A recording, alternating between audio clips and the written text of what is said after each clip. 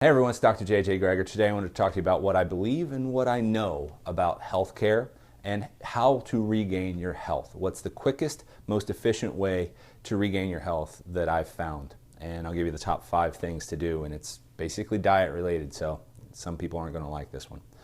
But what I believe is that anybody has the absolute utmost in potential to regain their health no matter what is going on with them. Whether it be a chronic autoimmune disease, whether it be long-term degenerative disease that's been with you for decades. I believe that you have the capability to recover from it. I'm not promising you anything. All I'm saying is you will see a difference, and it'll be a difference towards the positive side of life, that you'll gain energy back. If you do what I tell you to do, I have seen very few people struggle or fail if they are perfect with what I tell them to do. So let's jump in. Let's talk about where we're at first in healthcare. A lot of people say that we have a healthcare crisis. I can't get behind that statement. I've said it, and it tastes bad in my mouth when I say it. I don't think we have a healthcare crisis because I think we have a lot of very caring people doing the absolute best that they can for the health situations we have in today's society. I think what we truly do have is a health crisis. A health crisis meaning that in the last 40 years, our health has precipitously, very, very, very, very quickly gone down, and it is not coming back up. This is the first generation that the life expectancy is shorter. This is the first generation in human history that we will under-earn the previous generation. We'll be less well off, both emotionally, physically, mentally, across the board. So that's a big sign, that's warning. Now, what I really trace that back to, there's a few things that happened about 40 years ago. The government mandated labeling of fat, and they labeled fat and cholesterol very bad.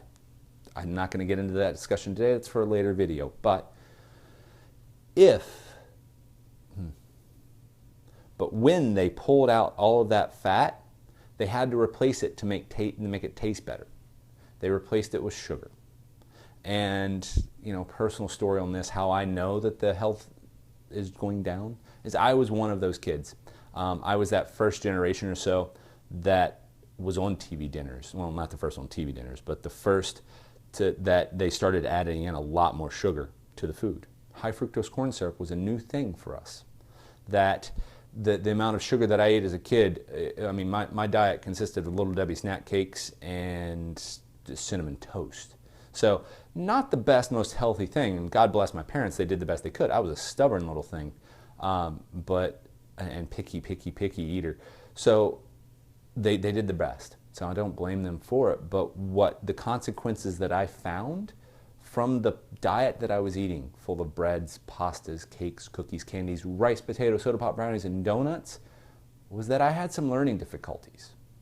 Was that in 2nd grade I was held back because I couldn't read at a normal level. Now, part of that was because I was a stubborn little snot, but the other part of that was the letters didn't make sense to me.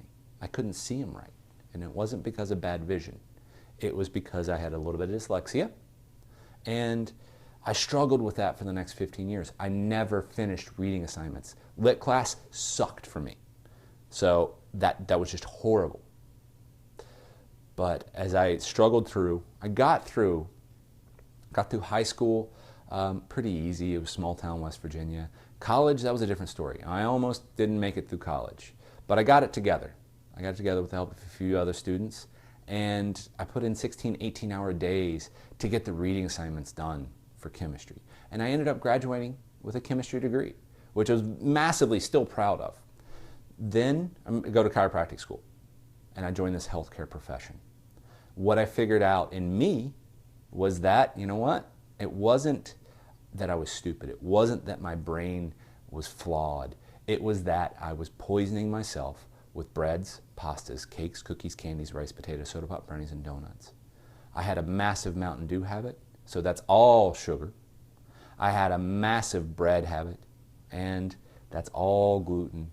And when you look at the cross-reactivities, it can react to the brain. It can affect the brain. And it just, as I got that stuff out of my diet, I wasn't obese anymore. I dropped 60 pounds. I had more energy. I was able to focus. I became a morning person, which is still weird for me. I was up at 7 o'clock for class every day, which is dumbfounding. My life came back and the lights came on. You saw the sparkle and everything else. I felt that I was smart and that I wasn't broken anymore. And I did 5 things. I took 5 things out of my diet, and that's all. It was wheat, all forms of grain, dairy, for the most part. I still would eat a little bit of cheese here and there, corn, soy, and sugar. Sugar being the big one, wheat being the next big one. Those 2 things out of my diet just massively changed my health, my brain, and the trajectory of my life. And I kept this message kind of small over the next 10 years until I had kids, until I saw how sugar and wheat affected them and how soy affected my son. And then this became truly my passion. I was massively passionate about it with every patient, but when I had kids, it got real. So I implore you, change your diet, not just for you, for your kids, for the society, for the health of our way of life. Those are the reasons why we have to do this, because we're getting lazier as a species. That's just not us. I'm a primal paleo kind of guy. I think along that hunter-gatherer mindset.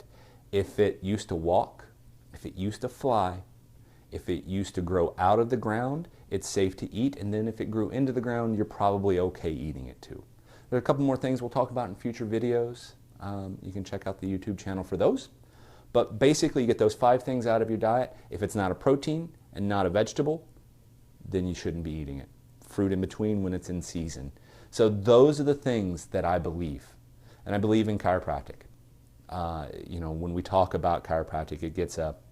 God, that kind of hurt. First thing somebody does is grab to their neck. And that's fine.